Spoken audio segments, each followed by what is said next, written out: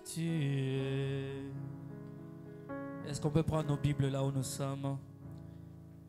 Si c'est que tu es.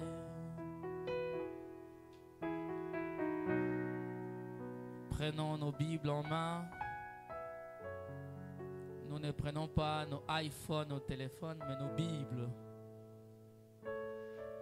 Si c'est que tu es.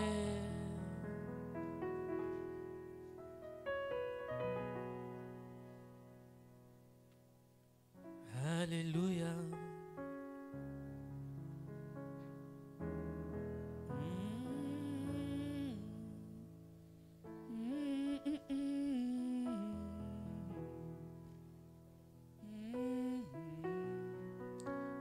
Nous nous mettons debout pour lire la parole du Seigneur dans le livre de 1 Chronique chapitre 13.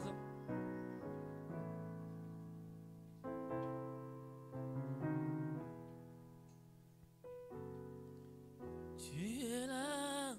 Merci Seigneur Dieu. Tu es présent au milieu de ton peuple. Tu es là Seigneur.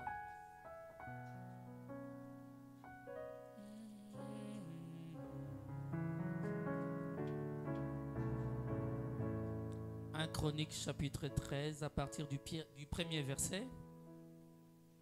Amen. Est-ce que tu peux me donner un bon amen? Alléluia. David tint conseil avec les chefs de milliers et de centaines, avec tous les princes. Et David dit à toute l'assemblée d'Israël, si vous le trouvez bon. Quelqu'un peut dire si vous le trouvez bon. Et si cela vient de Dieu. Est-ce que quelqu'un peut dire si cela vient de Dieu?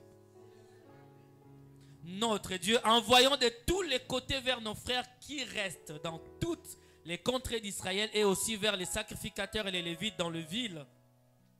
Où sont leurs banlieues afin qu'ils se réunissent à nous. Et ramenons auprès de nous l'arche de notre Dieu, car nous ne nous en sommes pas occupés du temps de Saoul. Toute l'assemblée décida de faire ainsi, car la chose parut convenable à tous les peuples. Quelqu'un peut dire à son frère, la chose parut convenable. David assembla tout Israël depuis les 6 corps d'Égypte jusqu'à l'entrée de Hamath pour faire venir de Kirjat-Jarim l'arche de Dieu.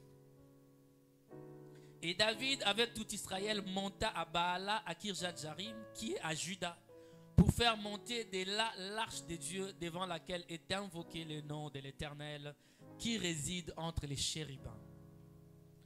Ils mirent sur un char neuf l'arche de Dieu qu'ils emportèrent de la maison d'Abinadad. Uza et Arjo conduisaient l'arche. Tu peux t'asseoir. Je vais continuer la lecture. Le verset 8, la Bible dit, David et tout Israël dansaient devant Dieu de toute leur force, en chantant et en jouant des harpes, des luttes, des tambourins, des cymbales et des trompettes. Lorsqu'ils furent arrivés à l'ère de Kidon, Uza étendit la main pour saisir l'arche parce que le bœuf la faisait pencher. La colère de l'Éternel s'enflamma contre Uza et l'Éternel le frappa parce qu'il avait étendu la main sur l'arche. Uza mourut là devant Dieu. David fit irriter de ce que l'Éternel avait frappé Uza d'un tel châtiment. Et ce lieu a été appelé jusqu'à ce jour Péret Uza. David eut peur de Dieu en ce jour-là et il dit, comment ferais-je entrer chez moi l'arche de Dieu?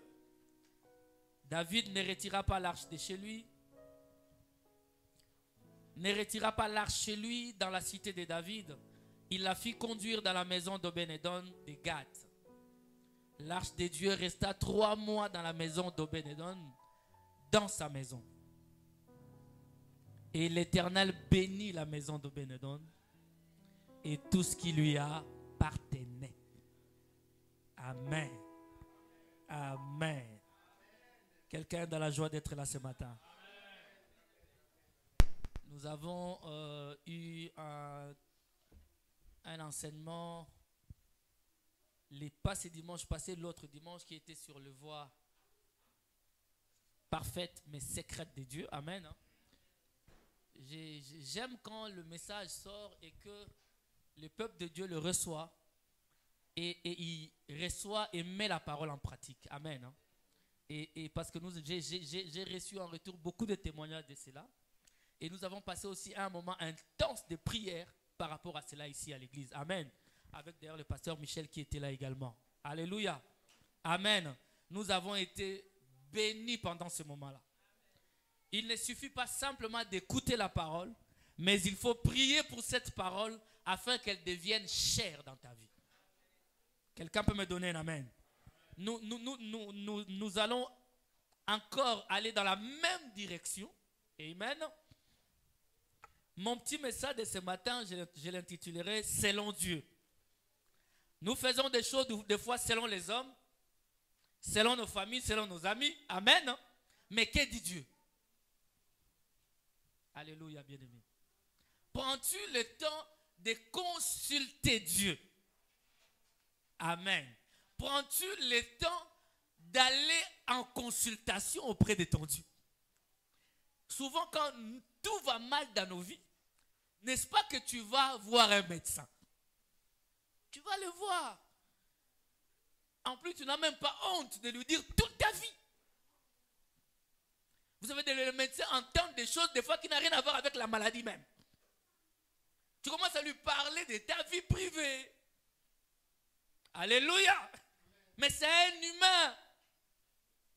Mais auprès de ton Dieu, tu as même du mal à lui dire ce qui ne va pas dans ta vie. Alléluia, bien-aimé. C'est lui le médecin de médecins, frère. Auprès de lui, nous venons et nous laissons tout de côté et nous répandons nos cœurs au-devant de lui. Donne-moi un amen. Alléluia. Vous savez, c'est une histoire. David est un homme. Moi, la Bible l'appelle l'homme selon le cœur de Dieu. Parce que David était aimé de Dieu. David aimait Dieu à tel point que Dieu l'aimait tellement. Alléluia. David, c'était cet homme qui a tellement aimé Dieu, mais qui a tellement commis d'erreurs. Alléluia. Malgré ça, Dieu l'appelle l'homme selon mon cœur. Moi, j'ai toujours dit qu'un enfant de Dieu, David est le type d'un véritable enfant de Dieu. C'est lui qui ne peut en aucun cas fuir la présence de Dieu, peu importe ses erreurs. Je ne sais pas si tu m'as compris. Peu importe ses chutes et ses culbutes. Alléluia. Je ne fuirai pas la présence de celui qui a ma solution. Amen. Alléluia. La Bible ici nous parle. Parce qu'avant David, il y avait un roi qui s'appelait Saoul, n'est-ce pas? J'ai dit souvent que Saoul était l'homme selon le cœur des hommes. Mais David était l'homme selon le cœur de Dieu. Alléluia. Parce que jusqu'au prophète Samuel, Israël n'était pas dirigé par des rois. Israël n'avait pas une structure politique. Israël avait une structure divine. C'est Dieu qui plaçait son prophète à la tête de son peuple. Parce qu'un prophète de Dieu, il est porte-parole de Dieu. C'est lui qui dirigeait Israël. Mais à un moment donné, les enfants d'Israël, ils ont voulu copier ce qui s'est passé tout autour d'eux. Dis à ton frère, ne copie pas. Alléluia. Ils ont voulu copier, avoir aussi une structure politique comme les autres. Ils ont voulu également avoir un roi comme les autres. Parce que le choix de Dieu, bien-aimé, ne plaît pas à tous les hommes. Vous avez les choix politiques, des fois, c'est un choix humain, sur base de la raison, également. Mais le choix de Dieu dépasse notre entendement. Saoul, la Bible déclare que c'était un homme grand. Samuel est allé même voir Dieu, il a dit, Seigneur, mais pourquoi le peuple ne veut plus d'un prophète, que toi seul tu sois leur dirigeant? Pourquoi il me rejette? Dieu dira à Samuel, il dit, Samuel, le peuple ne te rejette pas, il me rejette moi. Alléluia. laisse-les faire. C'est alors que Saoul prend le pouvoir en Israël. Et nous savons ce qu'a été la marche de Saoul. Saoul a écrasé le peuple, c'est que d'ailleurs Dieu les avait déjà prévenus. Il a dit, le roi que vous cherchez, il fera en sorte que vous deviendrez ses esclaves. Plus tard, voilà pourquoi vous verrez quand David dira, qu'est-ce qu'on donnera à celui qui battra Goliath? On a dit sa famille sera libérée. Parce qu'ils étaient devenus des sujets de Saoul. Alléluia, bien-aimés. Nous ne sommes pas des sujets des autres personnes. Nous sommes des sujets du Seigneur Dieu lui-même. C'est lui qui gère nos vies. Alléluia. Saoul était le choix des hommes. L'homme selon le cœur des hommes. Mais David était le choix de Dieu. J'aimerais que tu sois le choix de Dieu ce matin. Alléluia. Et David nous l'a dit dans le livre de Chroniques 13 qu'on vient de lire. Il dit, ramenons l'arche de Dieu dans la cité de David. Parce qu'au temps de Saoul, Saoul n'a pas pu se préoccuper. Ce n'était pas une préoccupation de Saoul. Alléluia, bien-aimé. Un enfant de Dieu, la présence de Dieu doit être ta préoccupation. Donne-moi un amen. Parce que l'arche de Dieu représentait la présence de Dieu. Et la présence de Dieu représente Dieu. La présence de Dieu, c'est la gloire de Dieu. Parce que vous allez voir plus loin quand David, quand Moïse dira plutôt au Seigneur, il dit, Seigneur, je vais voir ta gloire. Dieu dira à Moïse, Moïse, personne ne peut me voir et vivre. La gloire de Dieu, c'est Dieu lui-même. La présence de Dieu, c'est Dieu lui-même. Et l'arche de Dieu représentait la présence de Dieu lui-même. C'est-à-dire que pendant le règne de Saoul, à un moment donné, Dieu n'y était plus. Quand vous lisez, vous allez voir, la Bible déclare, Dieu dira à Samuel, dit Samuel, Saoul, je l'ai rejeté. Amen, bien-aimé. Il y a des rois rejetés. Quelqu'un qui m'a toujours dit, toute autorité vient de Dieu. J'ai dit, mais il y a des autorités rejetées. Alléluia. Saoul a été rejeté. Pendant ce temps, on cherchait une autre autorité. Alléluia, bien-aimé. Cherche la présence de Dieu dans ta vie. Ne sois pas quelqu'un qui vit loin de la présence de Dieu. Chez toi, à la maison, apporte la présence de Dieu. Alléluia. L'atmosphère de la présence de Dieu change les circonstances de nos vies. Amen. Mais quand vous rentrez dans une maison où Dieu règne, les choses changent. Alléluia. Voilà pourquoi dans la maison d'Obed-Edom, dès que l'arche est rentrée, sa pauvreté a disparu. Ah, quelqu'un m'a donné un amen. Les maladies qui y étaient ont disparu. Pourquoi? Parce qu'il y avait la présence de Dieu. Alléluia. Mais cherche toujours la présence de Dieu dans ta vie.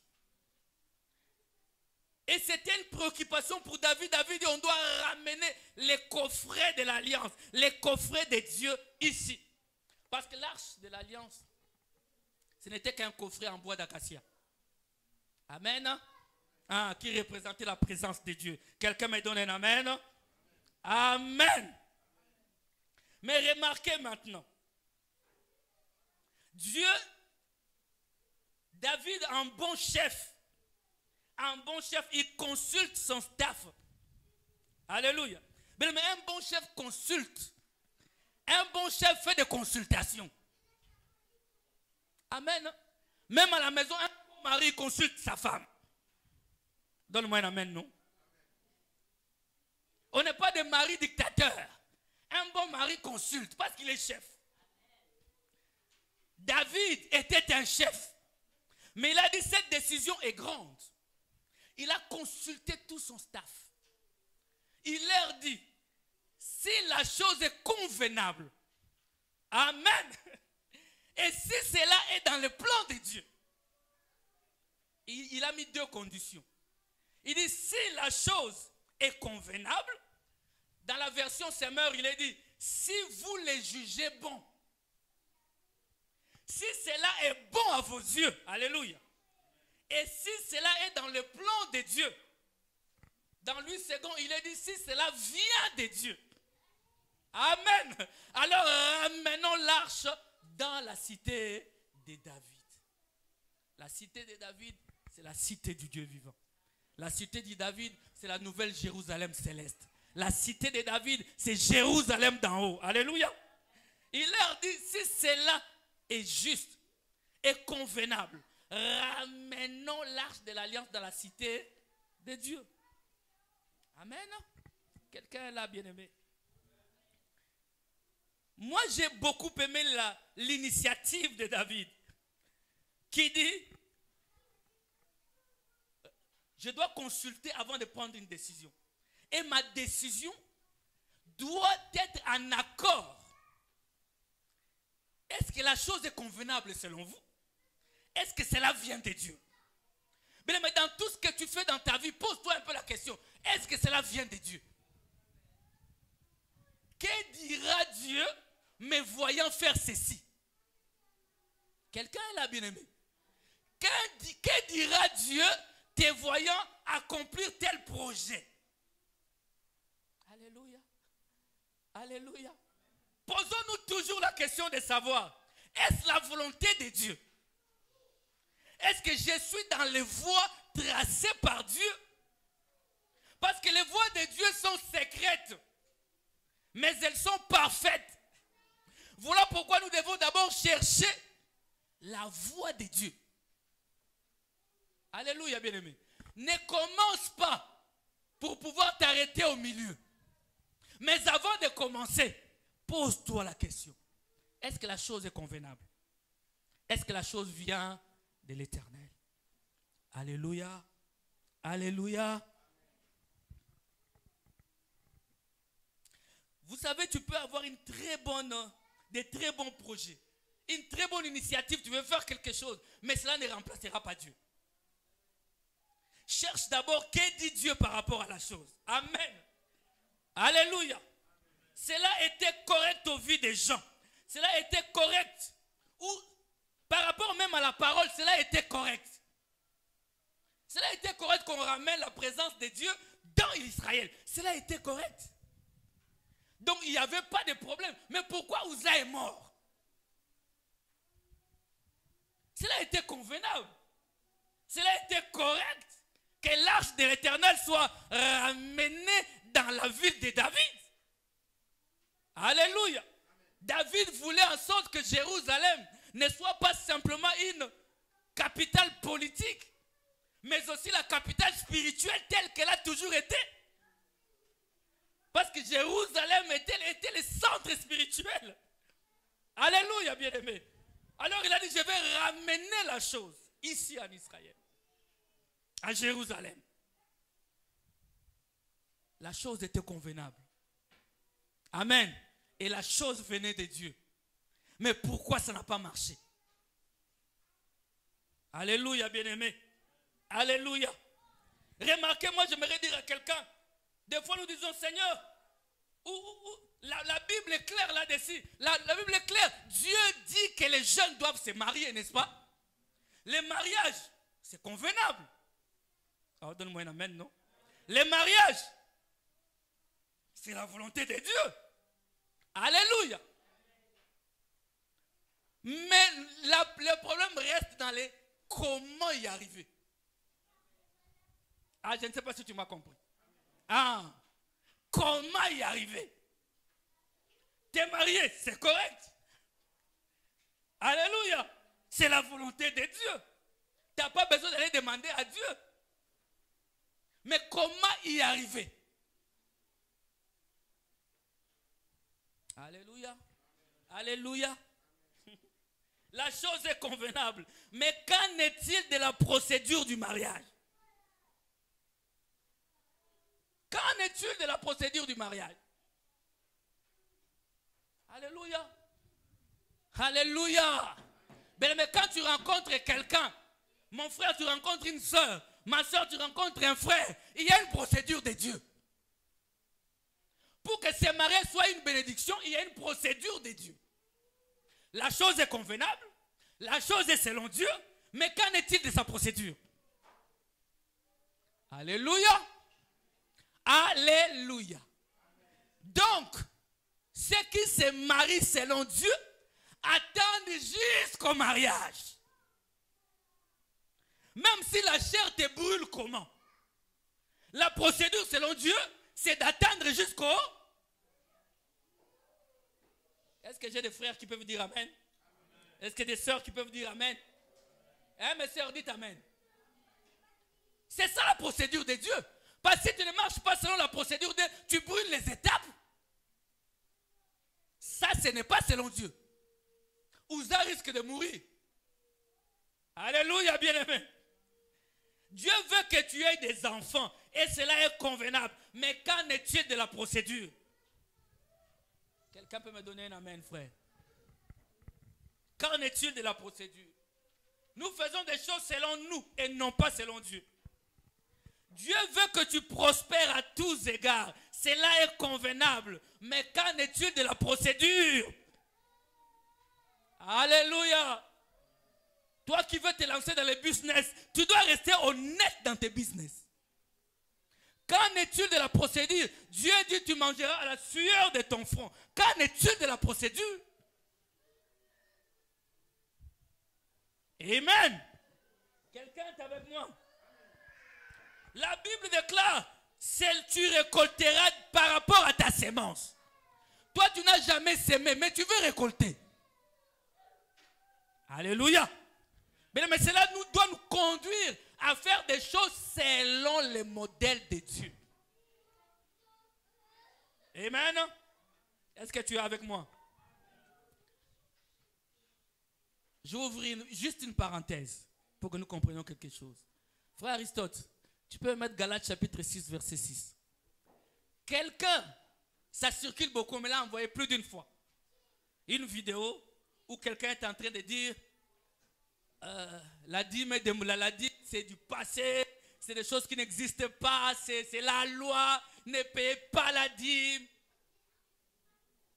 Moi, on me l'a envoyé. Alléluia. Papa, je vais te l'envoyer. On me l'a envoyé. Il parlait bien, les gars. Il parle bien, ce monsieur. Très bien, très correct. Amen. La personne qui m'a envoyé ça, je lui ai envoyé Galates 6. Je n'ai même pas répondu. J'ai dit Galates 6, 6. La Bible déclare que celui à qui l'on enseigne la parole fasse part de tous ses biens à celui qui l'enseigne. Et les kinadim. Quelqu'un m'a compris? Hein? J'ai renvoyé seulement ça. La sœur m'a renvoyé, elle dit, bon, c'est quoi, pasteur Tosani? Tout que ne soit wapi. J'ai dit, vous écoutez, le problème des chrétiens d'aujourd'hui, ils ne lisent pas. Les chrétiens d'aujourd'hui aiment simplement qu'on lui donne. On lui dit des choses. Mais lui-même ne vérifie rien. Surtout les chrétiens africains, entre parenthèses, congolais. Parce qu'on n'est pas la culture de la lecture. On a la culture de l'écoute. Non plus. Mais on écoute que ce que nous aimons. Quand on te dit la dîme, c'est comme tu es radin. Comme donner, c'est très difficile pour toi. Tu t'accroches à cette écriture. Ok. C'est bon, la dîme, c'est du passé. Amen. Hein? Abraham n'était pas sous la loi, Abraham était sous la grâce. Il l'a payé. Laissons même la dîme. Galates 6 et 6. Si tu fais quelque chose dans ta vie, t'es bien, tout est bien. On ne dit pas non, ton salaire du fin du mois. Non, tout est bien. Tu dois faire part de tous tes biens à celui qui t'enseigne la parole. Dans la version Semeur, il est dit, tu dois donner une part de tes biens à celui qui t'enseigne. Alléluia. Alléluia. Tu veux être béni financièrement aussi. Observe qu'est-ce que Dieu dit. Dieu dit quoi pour que tu sois béni? Quelle est la procédure divine pour être béni? Amen. Est-ce que vous êtes avec moi? Il y en a tellement les Écritures. Tu peux noter 1 Corinthiens chapitre 9 verset 14. Matthieu 10, 10. Il y en a tellement. Et ça, Galates, là qu'on vient de lire, c'est l'apôtre Paul qui en parle. Il n'a pas vécu sous la loi. C'était sous la grâce. Est-ce qu'on peut tous dire Amen? Est-ce qu'on peut tous dire Amen? Alléluia. Bien, mais quand tu veux faire quelque chose, pose-toi la question, suis sur les chemins tracés par Dieu en ma faveur. Si tu es sur les chemins tracés par Dieu, marchez-y, restez dedans. Parce que tôt ou tard, ça paiera. Les chemins de Dieu, c'est Dieu qui contrôle le temps. Amen. Alléluia. Quelqu'un peut me dire Amen? Bien, mais vous savez, tu peux avoir un don. Oh non, j'ai un appel. Moi aussi, je dois servir Dieu. Amen. Amen. Bien, mais personne ne doute de ton appel. Personne ne doute de ton don pour servir Dieu. Mais il y a une procédure. Alléluia. La Bible déclare, il ne faut pas que l'évêque soit un nouveau converti. Tu viens de te faire baptiser aujourd'hui. Demain, tu veux qu'on te passe devant pour commencer à prêcher. Mais ce n'est pas normal. Dieu a dit qu'il ne faut pas qu'il soit un nouveau converti. Est-ce que c'est clair? Ça, c'est la Bible qui le dit. Alléluia. Il a dit qu'il faut que l'évêque soit marié d'une seule femme. Bon, toi, tu as des copines, des mariés, de 2 femmes, 3 femmes. Comment veux-tu être évêque? Tu peux avoir les dons que tu veux, mais quand on regarde les Écritures, tu es disqualifié. Quelqu'un me donne un amen. Ce n'est pas moi. C'est l'apôtre Paul qui donne des conseils à Timothée. Alléluia. Il ne faut pas qu'il soit un nouveau converti. Il faut qu'il soit marié d'une seule femme. Il faut même qu'il reçoive un bon témoignage des gens du dehors. Pas les gens de l'église qui sont fanatiques. Mais une fois, tu rencontres un frère dans la rue. Il te dit, tu pries où? J'ai prié à la cité du Dieu vivant. Chez qui? C'est qui donne à mon sujet un bon témoignage. Je ne sais pas si tu as saisi. Donc quand on parle qu'il y ait quand même un bon témoignage par les gens du dehors. Amen. David voulait ramener le coffret de Dieu. Afin que la cité de Dieu, la cité de David, fleurisse encore. Amen. Comme la maison d'Obédédon. Parce que depuis Saoul, l'arche de Dieu était abandonnée, négligée. Amen. C'était abandonné, bien-aimé. David, l'homme selon le cœur de Dieu, voulait faire plaisir à son Seigneur, ramener la chose. C'est ce qu'un serviteur de Dieu est censé faire, bien-aimé. Alléluia. Tout homme de Dieu, tout enfant de Dieu qui prêche la parole doit ramener la parole au centre de l'église. La parole doit être au centre de l'église, frère. Une église n'est église que si la parole est au centre de l'église. Oh, je me souviens des gens en train de marcher. Il a entendu une voix, n'est-ce pas? La Bible déclare que Jean se retourna pour voir quelle était la voix qui lui parlait. Alléluia. Il a vu un homme marchant au milieu de 7 chandeliers d'or. Les 7 chandeliers d'or représentent les 7 tâches de l'église. Et où était cet homme, le Seigneur Jésus-Christ, la parole faite chair? Il marchait au milieu de l'église. Qu'avons-nous mis au milieu de l'église? Nous avons mis des prophéties. Nous avons mis beaucoup de choses au milieu de l'église au lieu de mettre la parole de Dieu. Alléluia, bien-aimés. Remettons la parole au centre de l'église. Que l'église soit dirigée par la parole. Alléluia. Les diacres, ça ne va pas. Oh non, on va voter. D'accord. La parole, qu'est-ce dit la parole pour que tu sois diacre? Est-ce que c'est clair? Alléluia. Ramenons les choses, la parole au centre de l'église. L'église est assise sur les enseignements des apôtres et des prophètes, frère. Je crois que je parle à quelqu'un. Alléluia. Alléluia. Aujourd'hui, nous voyons n'importe quoi. On a vu un prédicateur en train de prêcher avec un serpent vivant. qui les soutiennent. C'est biblique, il y a les serpents d'airain. Alléluia. Alléluia, frère. Il y a les serpents d'airain. C'est normal. J'aimerais te dire que les serpents sans le bois, il ne te sauvera pas. Ah, peut-être tu ne m'as pas compris. Parce que les serpents devaient être attachés au bois. Alléluia. Seulement les serpents attachés au bois. Et si tu regardes les serpents seuls, tu n'as pas la vie. Si tu regardes le bois seul, tu n'as pas la vie. La vie, c'est lorsque le serpent est attaché au bois. Parce que le bois, c'est l'humanité. Le bois, c'est le péché, c'est l'humanité. Et ces serpents attachés au bois, le sang coule, c'est ça qui m'a donné la vie. Alléluia, bien-aimé. Ne commençons pas à multiplier des enseignements qui n'ont rien à voir. Tout ça parce que nous ne lisons pas la Bible. La preuve, c'est qu'il est chrétien 10 ans dans une église, il n'a pas sa propre Bible. Ou voire même que s'il l'a, il ne sait pas où ça se trouve.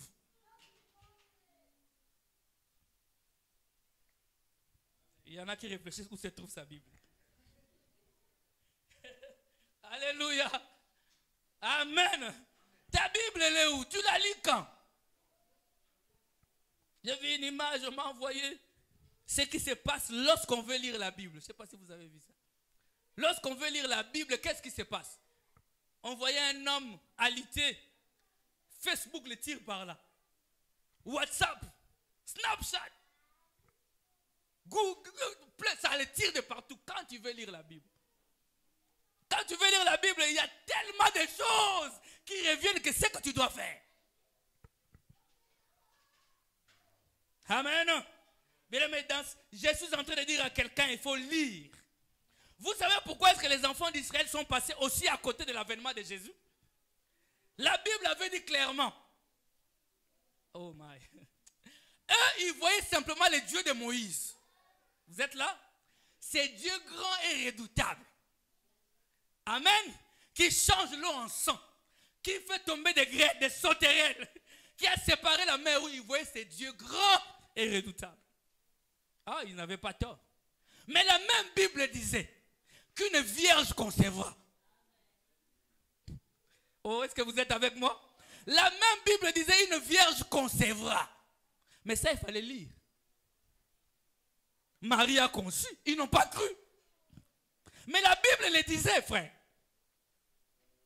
Alléluia. J'aimerais dire à quelqu'un, lis la parole de Dieu et prie que Dieu te révèle sa parole. Parce qu'il y a la vie dans la révélation de la parole. Alléluia, bien-aimé. Il ne suffit pas de lire, mais c'est déjà bien de lire. Oh, c'est un bon début, j'aimerais dire à quelqu'un. C'est déjà bien de lire. Mais si la vie s'est trouvée dans la lecture de la Bible, ah, bien, mais les théologiens, tous allaient être au ciel. Parce que moi, tu me demanderais une écriture, je te dirais, je dois chercher. Mais dès que tu es docteur en théologie, ça sort. N'est-ce pas? Tu lui demandes une écriture, ça sort. C'est bien déjà. Mais il faut demander le Saint-Esprit qui descend. Afin qu'il te révèle la pensée de Dieu sur ce que tu es en train de lire. Alléluia. Sinon, tu vas prêcher avec les serpents vivants. Amen. Amen. Alléluia. J'aime cela, bien-aimé. J'aimerais dire à quelqu'un, David avait fait, il a très bien fait les choses. Mais j'aimerais te dire, bien-aimé, les conseils ne remplaceront jamais Dieu. Les conseils des amis et de ta famille ne remplaceront pas Dieu. C'est bien d'avoir des conseils. C'est bien d'avoir des amis, de consulter. Mais en dernier lieu, c'est l'Éternel qui déclarera. Oh, quelqu'un m'a compris? En dernier lieu, cherche l'Éternel. Nous pouvons te conseiller. Mais à la fin, quelqu'un comme moi, je te dirais, fléchis les genoux. Cherche l'Éternel. Quelqu'un est là, bien-aimé. La mort de Uza rappelle à David que l'enthousiasme seul ne suffit pas. La volonté seule ne suffit pas. Amen, bien-aimé. Les conseils seuls ne suffisent pas. Il faut consulter Dieu par-dessus tout. Mais remarquez, contextualisons un peu la chose. Qu'est-ce qui s'était passé? On va terminer bientôt. La Bible dit ceci. Tout le monde était d'accord. Amen. Alléluia. Des Lévites étaient là. Tout le monde était d'accord. Ils ont pris l'arche de l'Éternel. Parce que la chose était agréable. Parce que c'était selon la volonté de Dieu. Ils ont pris l'arche. Ils l'ont mis sur des chevaux. Alléluia. Oh my. Ils ont mis ça sur les chevaux et ils rentraient à Jérusalem. La Bible déclare que c'était sur les sons des harpes, des cymbales. Les gens étaient en train de danser. C'était un jour de fête. La population était là. J'aimerais dire à quelqu'un bien-aimé, la voix du peuple, ce n'est pas la voix de Dieu. Et ce n'est pas parce qu'il y a la majorité quelque part que Dieu s'y trouve. Oh, donne-moi un amen, frère. Parce que les gens étaient en train de danser, de crier, Alléluia, Hosanna. Oh, moi je pouvais être là dans un coin, j'aurais dit, ah, Dieu est avec eux. Quelqu'un est avec moi, frère? Ah, mais Dieu peut être avec 2 personnes, 3 personnes dans leur maison en train de prier, qu'avec 10 000 dans une grande église quelque part. Est-ce que quelqu'un peut me donner un amen à cela, bien-aimé? Oui, oui, bien-aimé. Parce que ces jours-là, c'était un méga church. Alléluia. C'était une église, je ne sais pas de combien de personnes ces jours-là. Avec le pasteur prophète David lui-même. Avec sa triple onction. Sacerdotale, royale et prophétique. David était un homme fort. Tout le monde disait, certainement c'est Dieu. Alléluia, bien-aimé. Mais il faut savoir, est-ce que ce qui se passe dans cet endroit, ce qui se passe dans tel endroit, est-ce que c'est la volonté de Dieu? Alléluia, bien-aimé. Les gens étaient en train de jubiler, de danser. Mais Dieu, cela n'était pas la volonté de Dieu. C'est pourquoi je vous dis souvent ici, il y a des gens qui servent Dieu en dehors de sa volonté. Ah, je ne sais pas si tu m'as compris. Ah, tu prêches Dieu, mais tu es en dehors de sa volonté. Tu chantes pour Dieu, mais tu es en dehors de sa volonté. Il y en a qui servent Dieu en dehors de la volonté de Dieu. Parce que ce n'était pas la procédure divine. Alléluia, bien-aimé. Ce n'est pas parce qu'on est des milliers en train de danser, de chanter, de faire des campagnes dans un grand stade que Dieu est là. Alléluia. En ce moment-là, Dieu peut être avec 2 personnes dans une maison, dans une chambre haute, parce qu'ils sont en train de les chercher de tout leur cœur. Donne-moi un amen, bien-aimé. Amen. La Bible nous dit ceci. Qu'à un moment donné, parce que c'était des chevaux. Amen. Oh, ça a penché un peu. Ça a penché un peu. Et l'arche a failli tomber. Cet homme Uza, de bon cœur. Alléluia. Bien, mais Uza, de bon, je ne sais pas s'il est parti au ciel ou pas. Parce qu'il est mort là, n'est-ce pas? Cet homme de bon cœur, il a dit, je veux soutenir. Oh, l'œuvre de Dieu ne peut pas tomber, n'est-ce pas? Je veux soutenir. La Bible déclare que l'Éternel le frappa. De bon cœur. Mais tout ce que tu fais de bon cœur, ça ne veut pas dire que Dieu est avec toi. Tout ce que tu fais, même si les gens t'ont dit que tu es sur la bonne voie, toi cherche d'abord la voie de Dieu. Alléluia. Uza risquerait de mourir ces jours-là. Il est allé toucher et on l'a frappé. Alors quand il est mort, c'est là que j'aime David. David dit non, non. Ces signes nous montrent que Dieu n'est pas là. Arrêtons-nous un peu. Arrêtons-nous. Parce que là où il y a Dieu, il y a la vie. Qu'est-ce qui se passe ici? David dira à tout le monde, il dit arrêtez-vous. Ils se sont arrêtés. Alléluia, bien-aimé. Alors là, en ce moment, David dit, rentrons un peu. Laissons l'arche aller de l'autre côté. Amen. Chez Obed-Edom, mais nous, rentrons un peu. Même à un moment donné, tu dois savoir faire stop et analyser la situation dans laquelle tu évolues. Toi-même, tu fais 2-3 pas. Tu vois que... Non, dis-toi un peu. Suis-je dans la bonne direction ou pas? Alléluia. Alléluia, bien-aimé.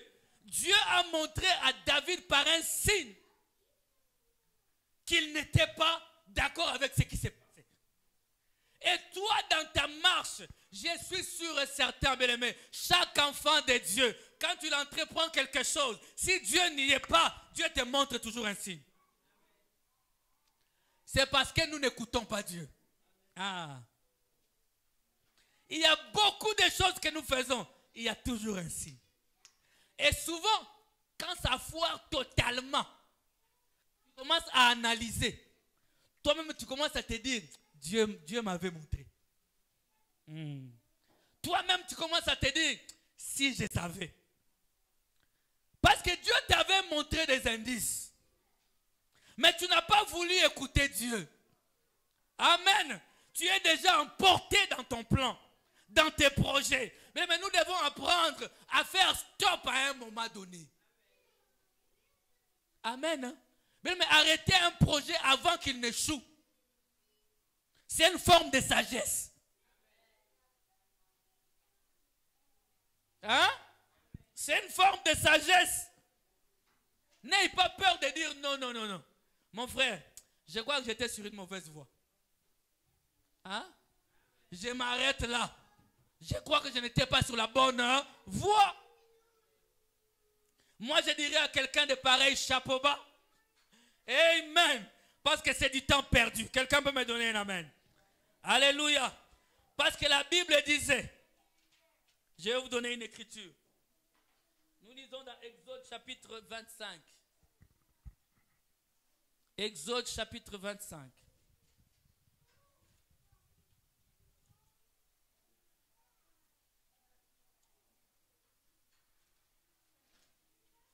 Le verset 12.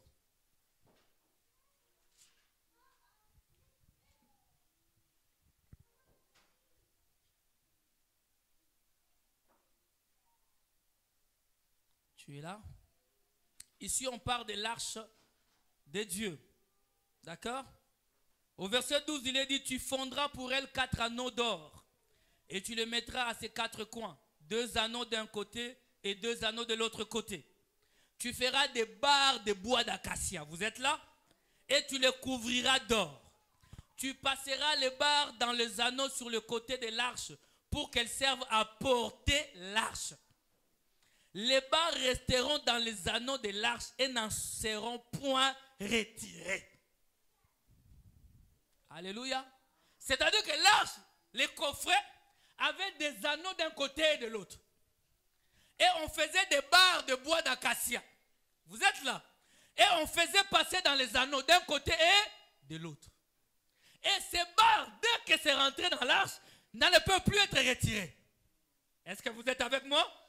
Alléluia. Allons dans Nombre chapitre 4.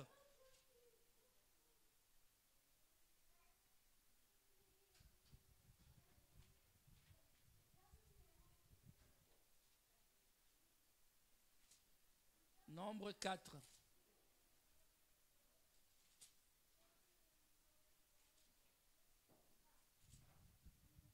Au chapitre 15, au verset 15 plutôt. Nombre 4 et 15. La Bible dit, après qu'Aaron et ses fils auront achevé de couvrir le sanctuaire et tous les ustensiles du sanctuaire, les fils de Kehat viendront au départ du camp pour les porter. Mais ils ne toucheront point les choses saintes, de peur qu'ils ne meurent.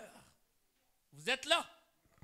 Telles sont les fonctions des porteurs imposées aux fils de Kehat dans la tente d'assignation. Alléluia. Nombre chapitre 7, verset 9. Vous allez les sonder à la maison, je vous donne les quelques écritures. Chapitre 7, verset 9.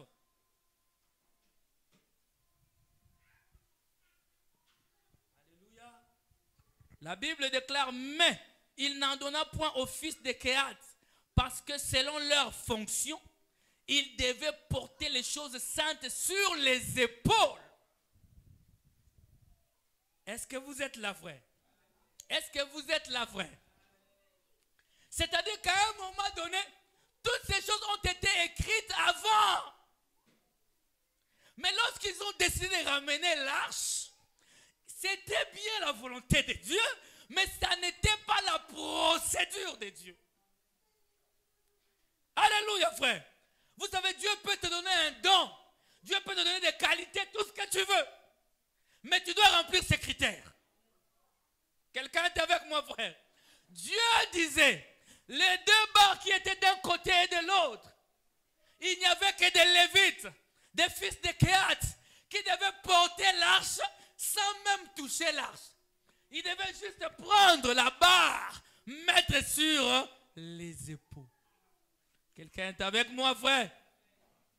Et c'était ça, la volonté de Dieu. C'était ça, la manière de porter l'arche. Alléluia, bien-aimés. Aujourd'hui, nous avons la grâce. Nous avons la grâce de toucher à travers le sang de Jésus, de toucher l'arche de Dieu, la présence de Dieu, de côtoyer Dieu. Et ils ne pouvaient même pas s'approcher de la montagne. Ils ne pouvaient même pas toucher la montagne de Sinaï. Ils étaient consumés par le feu. Alléluia, bien-aimés. Nous sommes un peuple béni. Oh, bien-aimés, nous vivons la grâce de Dieu. Aujourd'hui, Dieu t'a permis, non pas seulement de marcher avec toi, non, mais Dieu t'a permis qu'il puisse entrer en toi. Toi, un mortel, né dans le péché. Amen. Mais via le sang du Seigneur Jésus, il t'a déclaré pur. Quand Dieu te regarde, il ne te voit pas toi. Il voit le sang par lequel tu as été sauvé. C'est le sang qui crie à ma Père. Dieu te regarde, mais il ne te voit pas. Comment un homme comme toi, pécheur, tous les jours tu pêches. Parce que tu peux pécher en pensée, en parole ou en acte. En pensée, n'en parlons même pas. Amen. Calomnie n'a pas pensé. En pensée, n'en parlons même pas. Mais comment Dieu peut te regarder, me regarder? Il dit, oh, tu es un saint. Comment Dieu peut me regarder et me dire, il n'y a point d'iniquité en toi? Oh, je ne sais pas si tu vois ce que Dieu a prévu pour toi, frère. Alléluia. Le Seigneur nous a tant aimés. Alors il a donné son Fils pour que nous ayons une communion sans fin avec le Seigneur.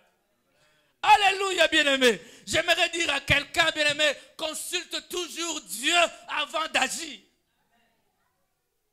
Avant de te marier, d'avoir des enfants, avant d'étudier, quelle option tu dois aller faire? Consulte Dieu.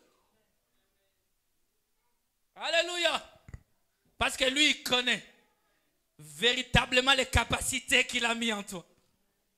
Il sait que mon fils, là, s'il fait l'économie, il va prospérer. Mais s'il va faire Polytechnique, ça n'ira pas. Parce que ce que j'ai mis en lui. Amen. Ce que j'ai mis en lui, c'est pour aller dans telle direction. Quelqu'un peut me donner un amen? Alléluia. Cela devait être porté sur les épaules. Mais pourquoi l'épaule? Parce que l'épaule, c'est le lieu le plus fort d'un homme. L'épaule est l'endroit le plus fort. Tu peux porter ton enfant ici. À un moment donné, tu vas te fatiguer.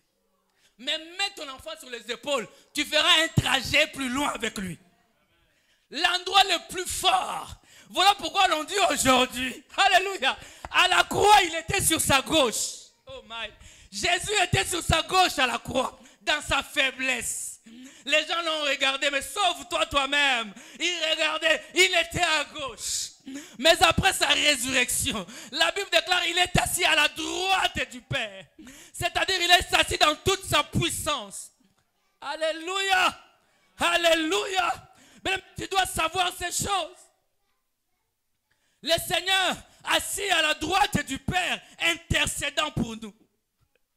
C'est-à-dire qu'il est assis dans sa position la plus élevée.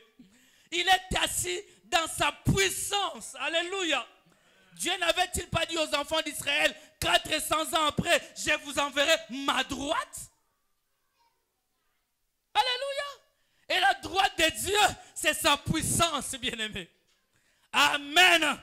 J'aimerais dire à quelqu'un, consulte la droite de Dieu avant de faire quoi que ce soit. Que l'Éternel soit avec toi quand tu veux faire quelque chose. Alléluia. Amen. Cherche toujours être dans la présence de Dieu. N'envoie pas l'arche de Dieu chez Obed-Edom. Ne l'envoie pas chez ton voisin. Oh, tu as besoin de la présence de Dieu. Amen. Tu as besoin de la présence du Seigneur. Ne rejette pas cela. On va lire une dernière écriture. 1 Chronique chapitre 15. Alléluia. Est-ce que tu es là? Amen. 1 Chronique chapitre 15.